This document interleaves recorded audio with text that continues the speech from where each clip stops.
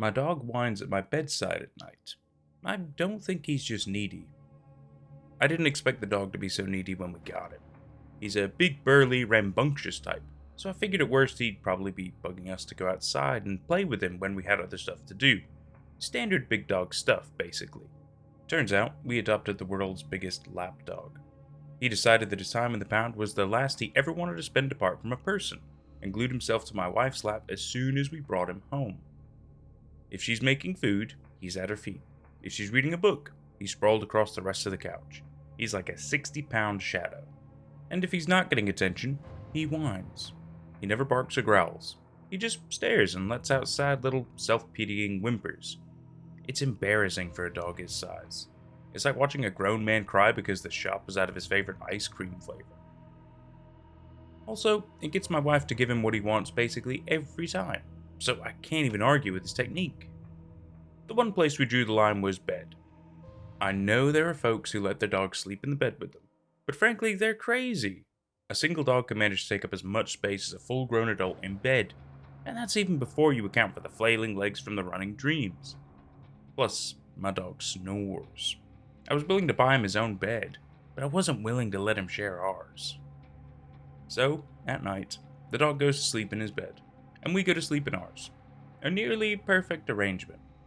Except that the dog tends to wake up in the middle of the night, realize he's alone, and get sad about it.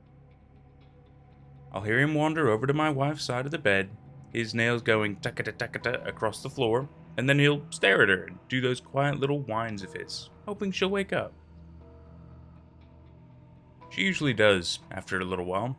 She'll mutter some not quite coherent syllables and put her icy cold feet on me. And after a bit, I feel the bed shift slightly and hear the nails on the floor again. Scrickety-tickety-tick.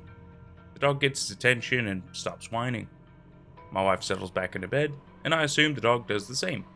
He's usually fine until morning after that. But apparently 8 hours without human contact is just too much for him.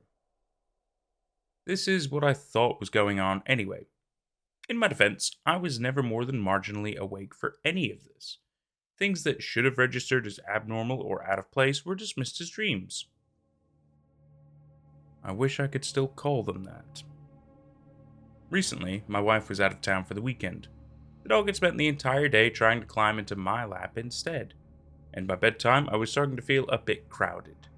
So when he started up his whining routine in the middle of the night and I heard my wife shifting to get up and deal with it, I was glad to have someone else there to give him the attention he needed.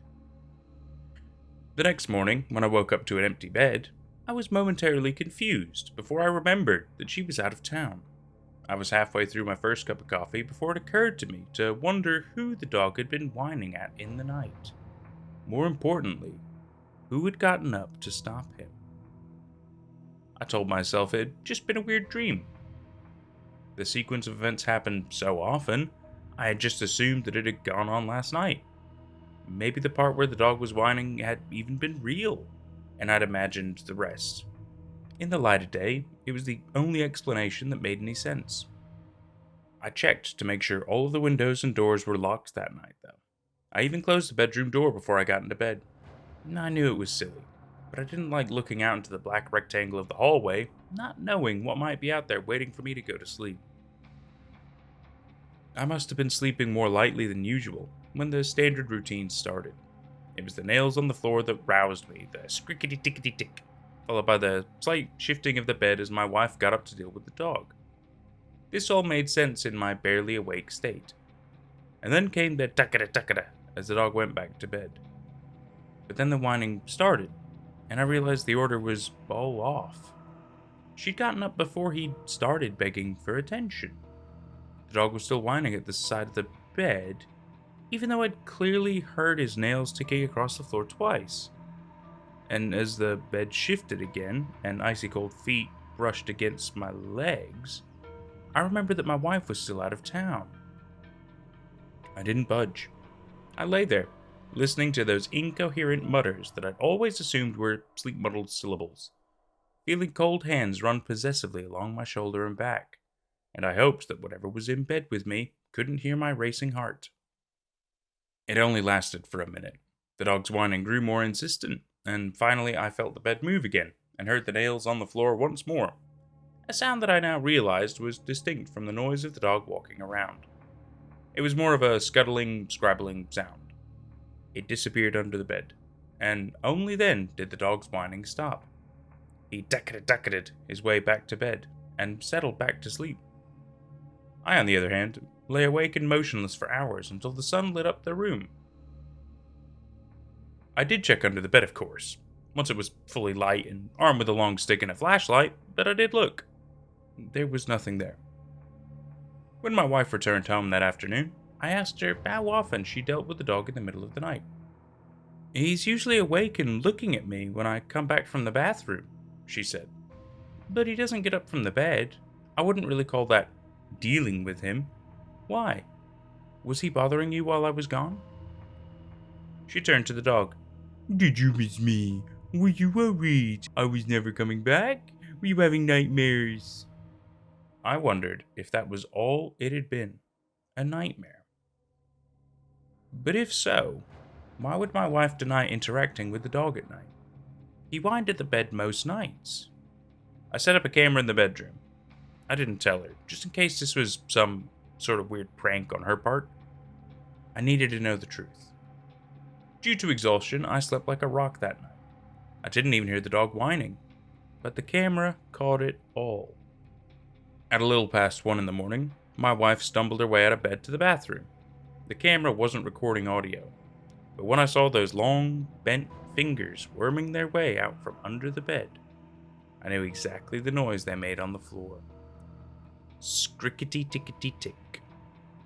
The lighting was only good enough to capture vague shapes, but the thing that pulled itself out from beneath my bed had never been human. It was broken and twisted in bizarre ways. The covers moved unnaturally as it squirmed beneath them, pressing its body up against my sleeping form. I saw the dog come to the side of the bed. His teeth were bared as he whined, a threatening gesture I'd never seen him make.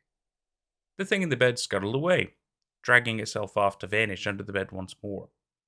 As it went, for just 1 second, its eyes locked with the camera, glittering in the low light. It pressed one angled finger to its mouth in a gesture for silence. Then it was gone. The dog sniffed beneath our bed for a moment, and, satisfied, returned to his own. By the time my wife came back into the room a few minutes later, there was no sign that anything had happened. We should leave, probably. I could show my wife the footage, and obviously she'd agreed to get out. But 2 things tell me that that wouldn't be a good idea. Number 1. There's a thin, ragged slice along the side of my wife's foot today. I asked her what happened, and she shrugged. "I must have kicked something when I got up to go to the bathroom," she said. "I felt it cut me when I got out of bed. I couldn't find anything this morning, though." The cut looks like it could have been made by a sharp fingernail. I'm not surprised that she couldn't find anything. I didn't find anything under the bed when I looked either. Number 2. I take my wedding ring off when I sleep. I went to put it on this morning and discovered that I couldn't. There's a thin, ragged cut encircling my ring finger, just as if something dragged its sharp nails possessively around it while I slept. Of course we should leave. I'm just afraid of what will happen if it escalates. And that was My Dog Whines at My Bedside at Night. I Don't Think He's Just Needy by the third person. Who's the first two? I kid. So, I loved this story. Right, let me break it down. So, I don't fully read everything that I request to kind of read or narrate. Sorry, I woke up like an hour ago. I'm still getting everything together. But what grabbed me about this story is the fact that it's like, oh, okay, well, could it be? Because usually the title kind of gives me an idea of what could be going on, and so I kind of go with that initial assumption. I'm like, oh, okay, well, maybe it's about a dog that isn't actually a dog. Maybe it's a shapeshifter, or maybe it's some other kind of creature that looks like a dog but actually isn't a dog or something. Or there's a variety of things that could be going on. It could be an alien or something, right? So I went in thinking that it's a dog that's not actually a dog, sort of a scenario, right? And I was like, oh well, even so, that could be really good. Let's go with that. I gave it a little, and then when I got the permission, I was like, okay, Now I'm going to properly read it, and I'll tell you what. Wow. Wow. Because at first I'm thinking, okay, so this is going to be about the dog. This is going to be like the dog is a problem, or, something along those lines, right? And so you get into it, and based on what it's going, oh my god, I can't think of the words. Um, the worst part is that, well, no, the best part. I'm not going to cut any of that because these end reviews. This is all raw. You get all the raw stuff here. God, what's the word? The perspective of the writer, the perspective of the author, the character perspective that we're reading from, right? So he kind of sets the scene, he tells you the situation, tells you the story, sets it all up, and tells you the routine, right? Which all sounds like he knows exactly what's going on, and blah, blah, blah, and everything makes sense. His dog's just a bit of a baby, blah, crap like that, which is what, it happens. There's plenty of animals that are big babies. Nothing wrong with that. But then it gets interesting when his wife goes away for a little bit, and the routine still happens, right? Like where his wife's cold feet touch him and things like that, and the very specific same thing keep happening. Like he believes the dog runs up to the bed, it begins whining. The wife has to get out of the bed, touches him with her cold feet, gets up and takes care of the dog. Dog eventually stops whining, she comes back to bed. That still happens when she's away. Or so he thinks, right?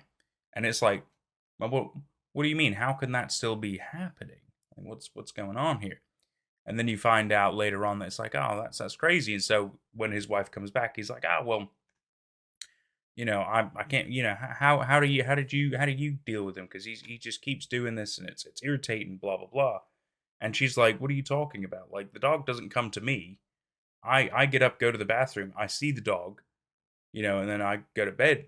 It's like, so the dog doesn't even come in the freaking room. What's been going? What? And I was like, huh? And I was like, so everything this dude thought he knew is completely wrong. I was so excited. I was like, oh my god. And then luckily it's like, okay, he's gonna get a camera, gonna set up a camera, gonna see what's going on. And oh my goodness, creepy monster thing under the bed, classic, great. Oh, it's so good. But then it's not like it's trying to kill him. It's like almost cuddling with him in bed. Horrific. You know what I mean? I mean, that's not to say that maybe it wouldn't end up eating him or killing him, but it's just, oh, it's just creepy, isn't it? It's just such a creepy thought. God. So good. So good. God, I really enjoyed the story. It's, just fucking right. Just so damn good. How would you deal? How would you deal with this situation? How would you deal with this scenario? And one of the comments, actually, pretty smart, by Sussy Bozo. Remove the legs off of your bed. If you do, then nothing can be under it. If this keeps happening during the night, sleep in a different room, in a different bed. Remove the legs off your bed. You know what? Can't be anything under your bed if there's no place under your bed. That's smart, man. That's smart. This has been Nate and Night. I really enjoyed myself, and I sure hope you have too. We'll see you for whatever's next. Take care.